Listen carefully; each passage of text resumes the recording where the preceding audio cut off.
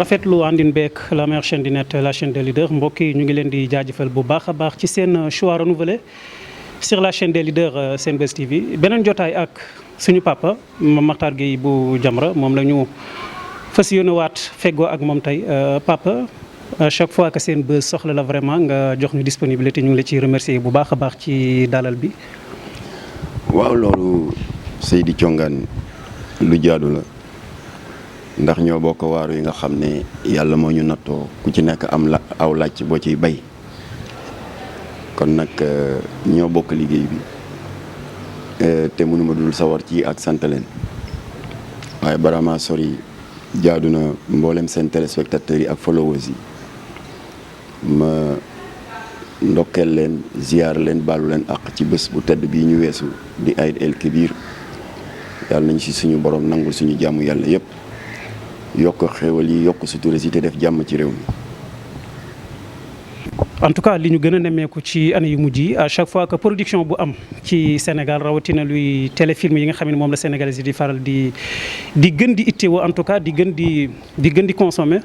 Jamra du doon loo xam ni taxawaay bu muy rafetlu la lan moo waral jamono ji ngeen déposer plainte contre maison de production bi Event Prod. li ko waral d'abord dama bëgg jël le contre-pied. Ils sont une extrême minorité de certains de tes confrères yoo xam ne seen taxawaay rafetul ci mbir mi dañuy wax naan Jamra se prend pour qui kan moo ko mandaté ils veulent jouer le rôle de gendarme de la morale n'est-ce pas de directeur de la conscience je pense que yàpp sénégalais yi weesuwul ak ni ñëpp xamee sénégalais à son attachement profond aux valeurs de démocratie et à la liberté d'expression nga di ko askanale wala ngay dëkkal Jamra ci yooyu intention en réalité ñun duñu dara dul ay taalibe ay sagaru taalibe ay consommateurs mais nag des consommateurs qui ont des droits à défendre et des enfants à protéger et je prends très souvent l'exemple suñuy doomu ndey yi nekk ASCOSEN association sénégalaise de défense des consommateurs te suma xarit Momar Ndaw nekk sa bopp ba di fa def liggéey bu mucc ayib il ne se passe pas 3 mois 4 mois 6 mois te déggoo seen jàlloore bu rëy soit ceeb bu bon bu ñu fi doon dugal te baaxul ci santé publique bi wala ay potu tomate yu périmé wala des produits de conserve qui sont avariés ñoom ñu yuuxu alerté état bi nga xam ne liggéeyam la et que l'état ne peut pas être partout alors la direction du commerce intérieur daal di jël le relais fexe ba procéder à la saisie de tous ces produits nocifs à la santé dóor leen ay sanctions comme le riz Buffalo nangu nañ ko ba pare fëgg leen amende de 40 millions alors gàcce ngalaama waa ASCOSEN alors waaye nag ñun jàpp nañu ne c'est pas seulement les produits avariés ceeb bu bon bi dugg suñu biir yi mooy produit de consommation les dérives audiovisuelles yi posone xelu xale yi di yàq seen jikko di daganal ngóor jigéen ak yeneen jikko yu bañ yooyu aussi c'est des produits de consommation kon nag ni ASCOSEN di yuuxoo di alerter pour produits yu bon yi dugg ci biir yi ñun itam bokk na ci suñu vocation yuuxu alerter chaque fois bu ñu bëggee détruire tout tànk yi ndax Cheikh Ahmed Tidiane Al Maktoum dafa am baat bu am solo bu mu wax dafa ne guerre léegi di xeex taal yi grenade taal yi bombe taal yi missile ak yi bombe nucléaire passé na weesu nañ ko nee na guerre léegi stratégie bu bees bi mooy garab nga bëgg ko détruire nekk fi di gorot ak date bi ni mu réyee surtout bu dee baobab yu mag yi nee na li gën a gaaw mooy nga dem ca reen ba posone reen ya jeex na alors am réew itam aw askan boo ko bëggee toroxal mbaa nga bëgg réew ma màbb bàyyil mag ñeeg adulte yeeg militaires yi demal ca jeunesse ba nga détruire leen alors loolu waral nag y a des séries qui détruisent les enfants gis nga xale yi léegi ni ñu banaliser le viol xale yi ni ñu banaliser je pense que seen combat jamono ji nga leeral rek mooy série bi nga bëgg a wax mooy infidèle certainement. voilà alors par conséquent suñu taxawaay y a pas que infidèle du ma dugg ci ay détails waaye damay survoler rek suñu taxawaay dafa nekk taxawaay boo xam ne li ko caractériser c'est la constance boobu infidèle juddoogul sax en l'an 2000 lañ jëkk def suñu premier jàmmarloo avec les dérives audiovisuelles boobu tubaab moo fi nekkoon canal Horizon moo doon dawal série boo xam ne tur wi rek àtte na boppam confession érotique. Alors ñun ñu daal di jot ay alerte yu bari ci ay pères de famille ay éducateurs ñu daal di def li teggin maye ñaan audience directeur bi muy tubaab bu réew boo xam ne la mu ñu recevoir ci temps matul sax 10 minutes. waaw j'ai un rendez-vous et cetera. Arrogant, infidèle aussi li tax ñu sawar ci moo yées li fi jaar yëpp parce que man daan nañu dal ci kaw maîtresse d'un homme marié ci kaddu gu ñaaw googu ndaw si di wax. waaw kooku moromam di ko yedd ndax son vagabondage sexuel mu naan ko yow bàyyi ma yow sama lii maa ko moom ku ma neex laa koy jox xam nga Jamra loolu marqué woon nañu ba j'ai répété ça sur tous les plateaux de télévision waaye infidèle fait 10 000 fois pire ba teggin mayewul ma di la ko répété fii ndax xam nga ñoom la ñu fay wax lan la infidèle yemul ci loolu dañuy jàpp njaaloo rafetal ko di def la promotion de l'adultère, l'apologie de la fornication lépp nag sur fond de pornographie verbale. Alors bu ñu yemoon ci loolu rek ñu mën a wax mais dañu commencé di dugg dans nos symbolismes religieux. C'est la première fois ñu jàpp as ndaw solal ko solin bu yëw ci actrice yi mu di actrice boo xam ne mu nga toog yore kaye fii day bari na wañ tey mu nga toog yore ab kaye wala livre caméraman bi jàkkaarloog moom ne filmer ko en contre-plongée waaye nga gis kaye bi le symbole de ralliement mondial de la communauté LGBT moo ci ne kon la série Infidèles à travers 2 ou 3 séquences moo ngi jox à l'idéologie LGBT une plus grande visibilité ci loo xam ni ñoom nee nañ lu dagan la mooy les unions contre nature condamnées par toutes les religions monothéistes du monde et par l'article 319 du code pénal mu nga ci biir muy premier tooñ deuxième tooñ ndaw soosu toujours ak colin bu yiw ay moroomam doon waxtaan ba di ko jëw di ko gaaruwàlle soi-disant que day génn ak rijaal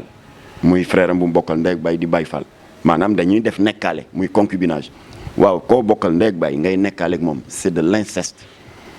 ndaw soosu nag nu mu tudd ki joué daal ñaari rôle yu bon yooyu Maam Jaara te xam nga Sénégal ni mu bindoo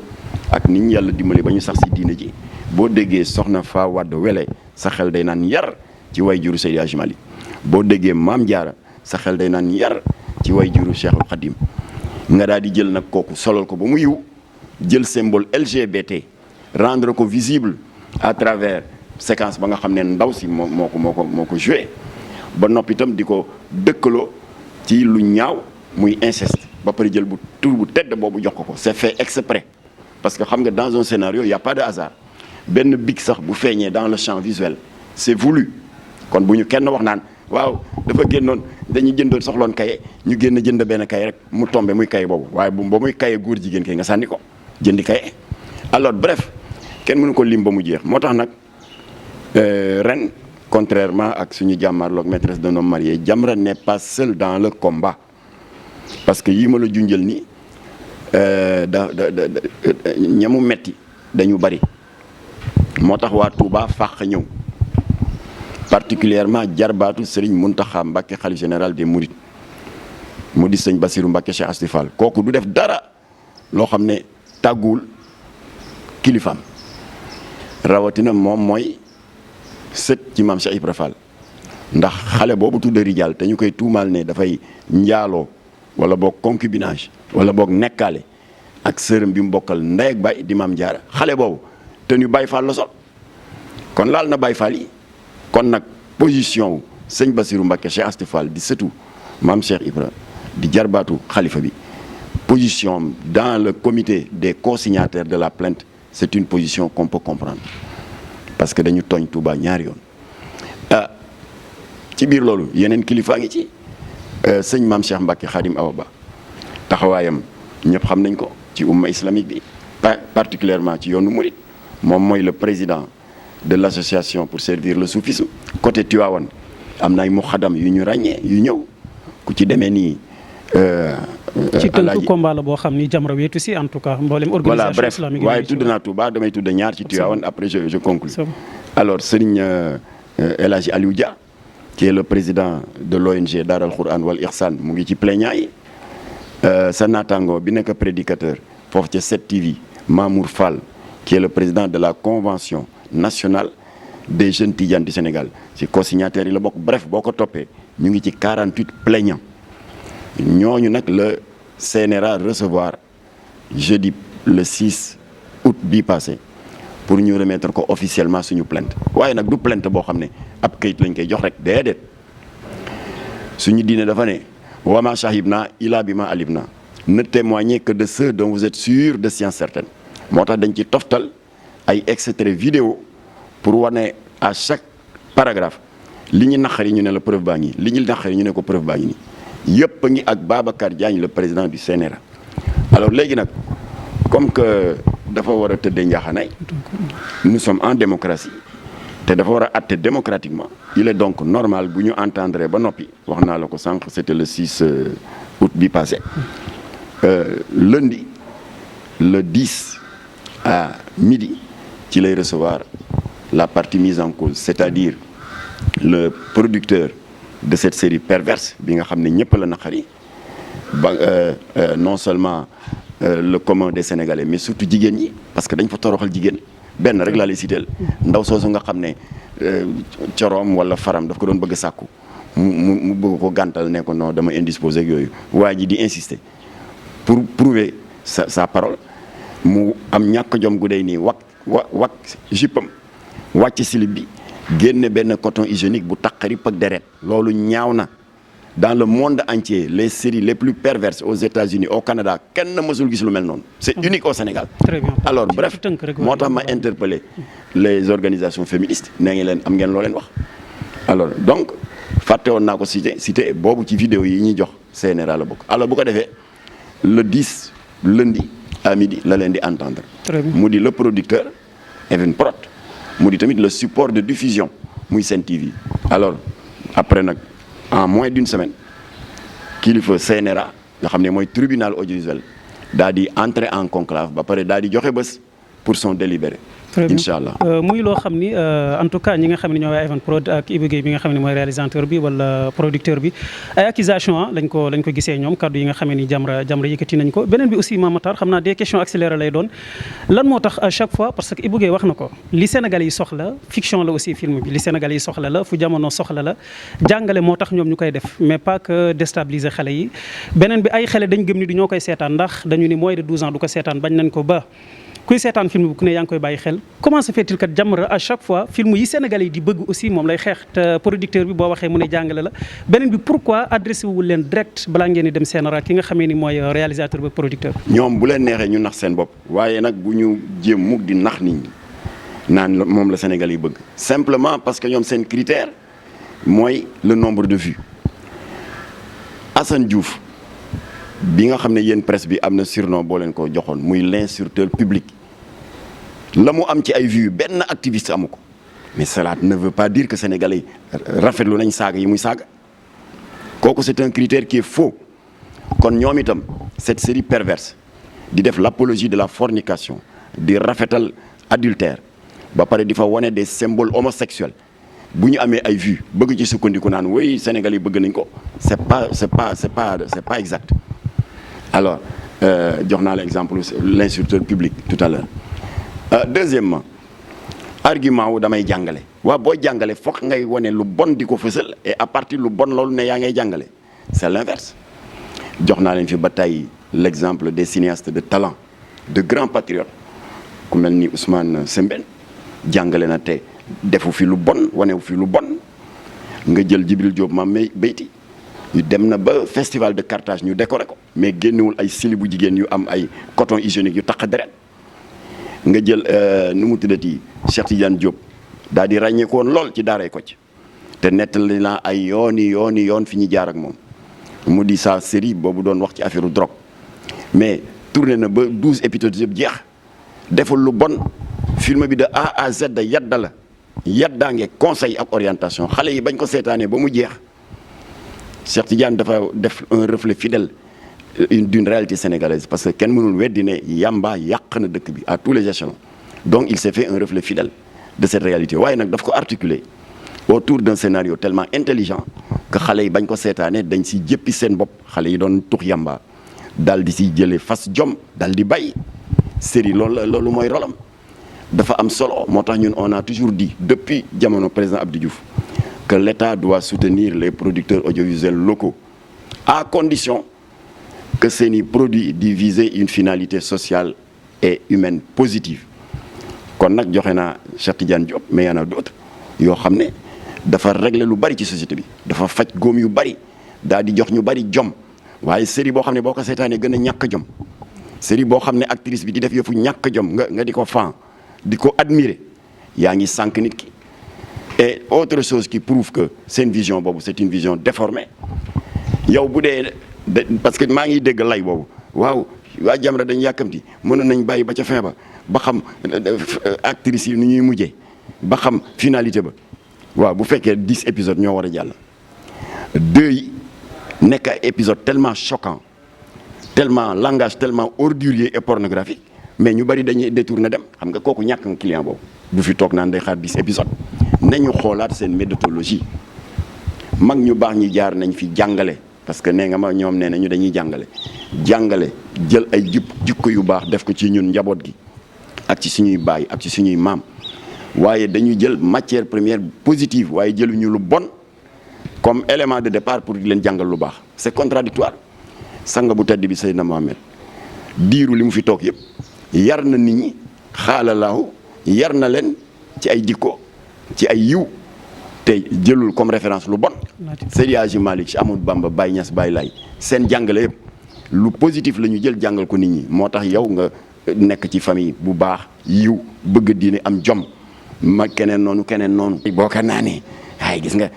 saaga yi gars yi di dagg saaga gis nga njaaloo day am na ñoo xam ne yooyu dañ ko tegee ne daa di la wax xaalalaahu yàlla nee na ku bëgg mucc ci lu bon taxawaay bii ak bii nga war a am xaala rasulullah sang bu tedd bi Seydina Mohamed nee na da nga war a fonk say wayjur da nga war a respecter jigéen da nga war a fexe ba xar baax yi fi maam yi bàyyi ngay sàmmonteeg moom da nga war di bàyyi di jël loo moomul yooyu waaye duñ fi nekk di jël lu bon ne da nga ciy éduquer nit. ci tënk kon nag wax jooju lu tax woo producteur bi directement moom mi nga xam ne mooy Ibou Guèye. léegi nee nga ma lu tax demuñu ci ñoom. lu tax ñoom itam ñëwuñu ci ñun consommateurs yi. très bien xam naa alors ma yëgal la ne nag am na benn waay qui lui est proche moom Ibou woo na ma qui est proche du producteur de Sen TV. de Evenprod woo na ma ne waaw dama bëggoon ngeen waxtaan na nga ma ne ko ñun on n'a jamais été hostile à rencontrer les producteurs qui produisent des choses qui nous sont destinées à nous consommateurs. Nous avons le droit en tant que consommateur ku fi produire dara te muy nekk lorange ci xale ñu jox xeex ak yow. lu bari di laaj ñu bari en tout cas ci askan wi bokk na si li ñuy laaj mooy à chaque fois que Jamra yëkkati combat rawatina lu jëm ci li nga xam ne mooy série sénégalaise yi nga xam ne moom la Sénégalais yi di faral di consommer du am suite wax nga ko maîtresse d'un homme marié créé woon ngeen fi benn plainte boo xam ni jëmale woon ngeen ko ci ñoom après Sénégalais dañu laaj suite bi ñenn ñi ne Jamra daanaka dafa nekk kuréel boo xam ni benn internaute étudiante bu ñuy wax Asta Ndiaye moom question mooy dafa gëm ni Jamra dafa nekk benn kuréel boo xam ni certainement mënul ñàkk mu nekk kuréel boo xam ni dañ koy corruption day doxee corruption parce que ñenn ñi nee nañu à chaque fois ngeen déposer benn plainte lu tax Sénégalais du ñu am suite mooy dañ leen di jox xaalis après ngeen bàyyi plainte bi noonu mu jàll ci tënk rek lan ngay tontu ci waaw ñooñu dañu nekk dans un retard déplorable du suivi de l'actualité sociétale Jamra dafay yëkkati lii ba yàgg du am suite fu ñu nekkoon ba Jamra attaqué nu mu tuddati confession érotique Canal Horizon 2 épisodes rek la def ñu daan ko dóor ci suuf ak alamaan 3 millions arrêté série bi loolu du résultat ñoom fu ñu nekkoon bi Sen TV di dawal kawteef sur 15 épisodes 3 rek a jàll ak i daggi saaga ndey de la part des actrices ñu songa leen daaneel leen arrêté ko gisati nañ kawteef dew loolu du résultat. mais maîtresse bi mu jeexee ma ñëw déet dañu ne aw résultat musul am. Jamra lu mu yëkkati rek dañuy coow après mu bàyyi du loolu la sa gars yi waaw moo tax ma lay wax loolu. Walfadjri di fi dawal série boo xam ne tur yi àtte na boppam mu di le business du sexe ñu porté leen plainte CNRA jamono boobu Nancy Ndiaye moo fi ne as ndaw si ñox Nancy Ndiaye nee leen preuve yi gars yi indi effectivement seen série bi dëppawul ak suñu xar baax ak nos valeurs kon arrêté leen ko. Walfadjri ne maa lànk ñu ne koy CNRA ne ko boo dawaletee benn épisode rek ñu sanctionné la mu dawal benn ñu dóor ko 5 millions d'amende mu ne du ma fay CNRA ne ko doo fay. ooyu waa ARTP ñu ñëw ak seen matériel pour couper le signal de Walfadjri seen kilifa ga ubbi tiroir teg chéquier bi remplir chèque bu 5 millions ñu daal di arrêté série bi loolu du résultat. Maîtresse d'un homme marié ñëw ñu def la même chose comme ni ñu doon def ak ñeneen ñi CNRA ne leen 18 épisodes yi jàll béy woy na mbuus mais 22 et quelques yi des sas nañu leen sur la base mémorandum bii Jamra joxe ngeen extirper ci toutes les scènes perverses pornographiques ñu ne waaw d'accord ba noppi 2S bi koy jàllale pour prouver sa bonne foi bind lettre CNRA ne léegi par sécurité épisode bu ñëw dinañu tëju dans notre cabine defaat un remontage mu wóor ñu ne kenn fàttewul dara ñëpp a kontaan Jamra dem toppatoo ji leneen ndekete dañ doon nelawloo nit ñi. La preuve weer ba ca topp mu tombeek weeru koor ñu daal di récidiver en plein ramadan xanaa boo respecté wul nit ñi nga respecté sellaayu koor gi ñu daal di plaintaat contre ñoom ñaari plainte la cette fois-ci ñu dóor leen la sanction intermédiaire bi ñuy wax mise en demeure bi ñuy dóor maîtresse d'un homme marié mooy lan moo tax sa ñooñu di wax nañuy dem di informer wu moo gën nekk ci réseaux sociaux yi rek di kebetu mise en demeure mooy lan mooy lii ñu la def avertissement boo ko defaatee 5 millions d'amende yi ñuy fëgg Walfadjri ba pare couper série bi wala boobu kawteef bi kii doon def Sen TV ñu arrêté ko wala confession érotique bi doon daw canal ñu couper ko fëgg leen amende 3 millions moo lay dal waa maîtresse ne waaw d'accord kon ci gàttal ñi mbel yi naan maîtresse ak maîtresse dañu nekk en sursis. loolu lan lay tekk mooy buñ fi defaatee lu day ni talfatal ay ni rek sanction yi dal seen kaw. très bien loolu leer na ànd ak loolu yëpp. ba noppi nag ñooñu di wax naan waaw ñoom dañuy jékki rek yëkkati benn affaire bi wàccaat xanaa dafa am corruption là-dessus ku ko fi waxati ci réseaux sociaux yi. parce que dañu ne ci dëkk yoon na nga am courage yu wane sa profil ñu dem devant le procureur nga prouver li nga wax. très bien waaye nag répété naa leen série yi fi jaar yëpp te teguwul ci yoon dal na sa seen kaw ñu sanctionné leen arrêté ko.